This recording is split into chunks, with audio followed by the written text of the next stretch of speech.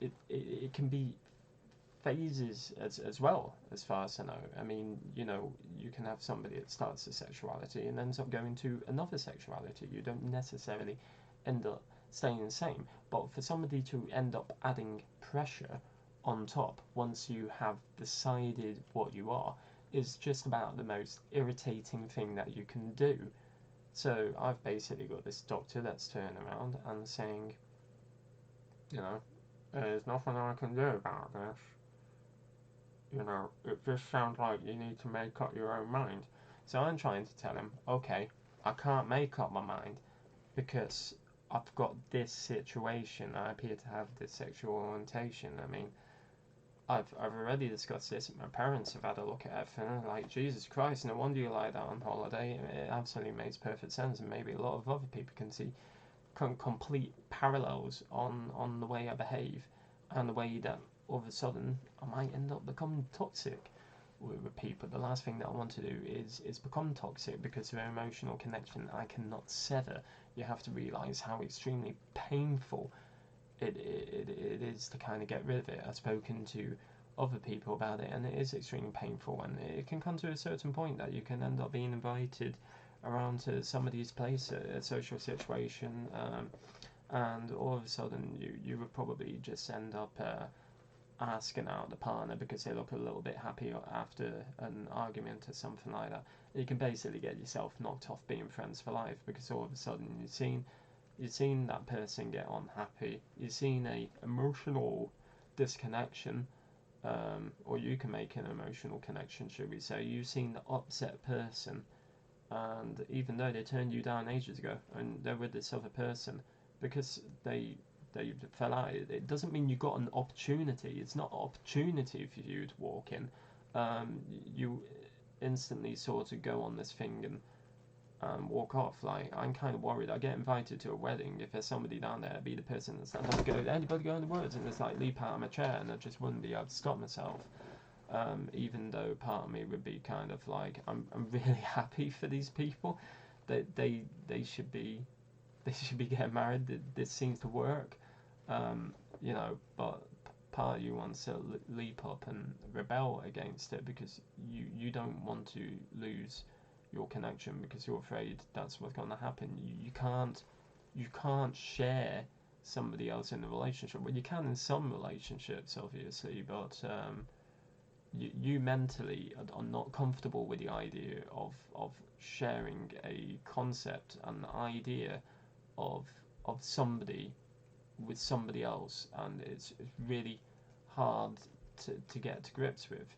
And although I haven't really had many of these situations, other people have had these situations and doing the research about it. And if anybody wants to wonder the research I've got, I've had 3 people around Britain which have ended up helping, which is a friend, my oldest friend, to be honest, my oldest friend, in regards to his sort of sexuality and his partner, which I can't say much more because they're fantastic, they're ideal for each other. Seeing them together is just absolutely amazing. It just gels together. It really changes your perspective, and I didn't manage to see any of that until it came to the point that my gran died, and then ended up going to Guernsey, and then ended up meeting up with this friend. The second person is a girl that I was at. Well, I wasn't at uni with her, but I ended up staying in the same place, and she knows who she is, and she ended up becoming a mental. Not a mentor, sorry, a counsellor. Ended up becoming a youth counsellor. I think I've got the idea of mental practitioners on my mind because right now they really quite irritate me, not being able to help in any shape or form with this problem. And the problem is the fact that I'm not bothered about the fact that I could be a questionable pansexual. That's no issue. The problem is I don't want the beast side of this. I don't want to end up hurting people. I don't want to lead people on and not react the other way, because that is something it seems like I'm not doing, and it's not a mental block. It's just something that just generally don't do, and don't see. People have to tell me if flirting is going on and stuff like that, and people might notice that I might flirt back, but I don't realise I'm doing it. And the reason why I may not realise I'm doing it is because I'm initiated in a emotional bond with this person over some, which could even be laughter. It could even be laughter. So I'm sorry to bring that up there. So so we got this person who's this youth counsellor, end up bringing up the word with her too, and we get a very similar description of some situations. Now, nothing to do with Google or anything like that. Just stuff that was just research papers apparently and stuff like that. Like, oh, I remember reading a bit about that, and that does sound like that when I ended up kind of explaining my situations. So,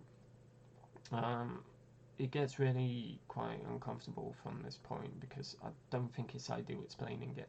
But if people think that I haven't touched parts of any naked bodies, well, women's naked bodies, then they're wrong, because it just didn't do anything for me at all. It was do that you just suddenly within seconds. It's not that I ran away. It's just that I was kind of like, it doesn't really matter. I haven't had a chance to anything else the other side because I hadn't really considered it because I was just thinking I'm just waiting for the right girl. But now I've got doctors which are telling me this. It's really quite irritating. So we'll get to the third person. The third person I actually might have described some hypothetical situation. I'm not going to mention the third person here, but they know who they are, and I really appreciate them giving advice and scenarios because the thing is, we've been able to share a lot together about the way that we have completely destroyed friendships through toxicity that we don't want to do. We don't want to do this to people. You know, it's unbelievably conflicting. It might look like it's selfish. It might look like you don't take no for an answer, but you don't want to let this person go and this idea of being with them until the next person comes along. So so looking into the upsides of the demisexuality. The upsides of the demisexuality is that whoever ends up becoming the person with who initiates the emotional bond and manage to get together, you you are with that person. Um, Everybody else around you doesn't matter. You don't feel sexual attraction again unless you end up making this bond with somebody else. So it's kind of like if you kind of cut out flirting, because admit it, when couples are together, they don't like when they go in corner and they end up flirting with somebody else. So basically, I think in this situation, it's more like they can't really engage that much. I'm going to have to watch how much they end up engaging and talking with this person and see the sort of rapport going on and see if there's anything happening. So aside from that, you apparently become really unbelievably faithful because you are completely not addicted, you're completely connected and to that person. And if it's mutual, then you can be together. And of course, I've already explained breakups, which probably end up bringing up the issues which I was trying to seek help for, but got absolutely nothing. I just got told, you know, you have to find out what you are because you can't be this. You know, there has to be somebody, but it seems like I am because I actually don't really have any interest in anybody, and a lot of people would end up seeing it as like the amount of women that I see around cosplay is like you end up seeing what they end up dressing up as at these things. You might see me get a cheeky snap with them and everything, but to be honest, I'm kind of taking a picture of them because of their costume and what they represent and how cool it is, and not the actual fact that they're wearing a bikini and short skirt. It's, you know, that bit doesn't really matter to me. So like I said, I've not really tried any of the other side whatsoever. Well, perhaps it's time. Perhaps it's time to go into a larger stream with more variation of fish with exactly the same rod. So as I was describing to people, it's like normal programming will resume, but there might end up being some channel hopping, a little bit of interference, and a bit of static. And trying to convey that is kind of explaining that the channel hopping is going backwards and forwards to everything depending on emotional connection. I literally have no idea who I could be interactive with, who who is a friend, and who is somebody that could be a lover. I'm not sure how far that goes. I imagine there is a lot of self-control involved, and there would be. So I don't know about that. I looked at. I'm recording this incredibly late. I'm actually going to work tomorrow, and I'm just gonna get on with things and pretend that everything's alright, which it kind of is alright, but there's still a lot of conflict, and of course there's the issue that people don't believe this exists, even though it obviously does exist. So I don't know what I am. I've I've got plenty more metaphors to throw around for it, but I think I've used most of the good ones. Um, Bit like a Time Lord, I guess. You know, you end up regenerating, you end up being with the next life and the next partner, and end up adapting with them.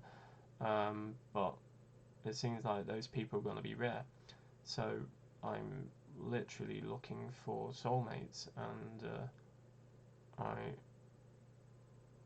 I have no idea what the casing of them is going to be, but it seems like the gender is is no barrier. Um, and when you think about it, it's actually really quite nice and poetic that you can just see through, and the person is transparent, but their mind and the enchantment behind it, and how they can change your life, and how you can influence each other, and how you can balance brilliant ideas and philosophy and art and music and generally get interested in things like that. I mean, I'm not saying that I get horny over everything like that. I mean, I wouldn't get horny over things like that. What I'm saying is that seems to be the thing that seems to set off the kind of love kind of thing. But it's starting off as a friendship, and then the sexual attraction comes afterwards. And of course, the way that you date, you don't get much time to know each other before you decide to go on to the next step, and then continue with the sexual thing. But obviously, if you're not given signals going backwards and forwards, how on earth can anybody know that they like you, and how can you know that you like them? Um, it's like a brick wall. So it completely is like some sort of it does seem like it's some kind of a sexual dyslexia, that you're kind of blind to things. You can't read things properly.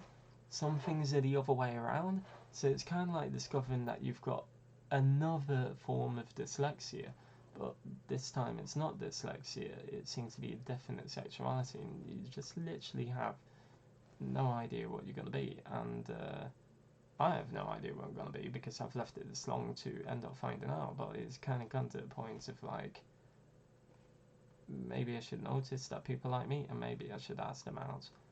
Whatever they are, just try and ask people out, and maybe I just get enchanted with their mind, um, and what what they enjoy, and the friendship behind it, and the exchange of phrases and so forth, and things that make each other laugh. I mean, isn't that just what it's about? You know, to be honest. I mean, if everybody ended up, you know, if every single person ended up producing all the time, the planet would be overpopulated. So obviously, somewhere along the line, um, you know, be it God or whatever you think, I don't really think in God, but it makes perfect sense that there would be things to balance the system out, but to still keep the culture and humanity and inspiration of humanity going. And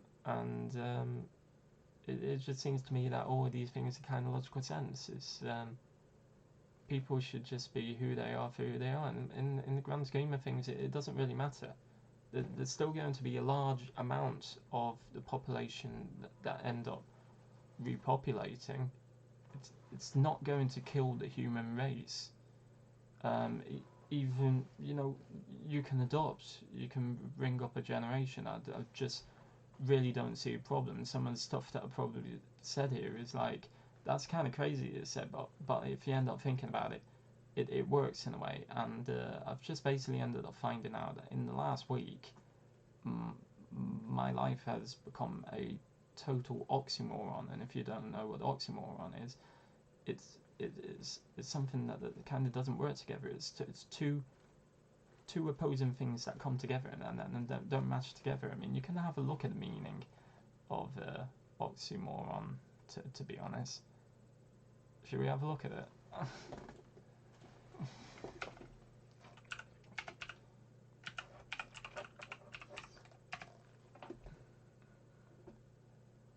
Figure a speech in which apparently contradictory terms appear in conjunction.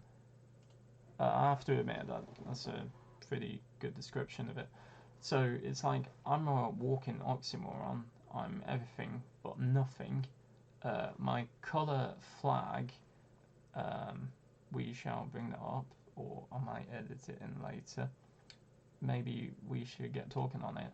Yes, actually, we'll end up bringing up something here. We'll see if we can just find the spectrum badges.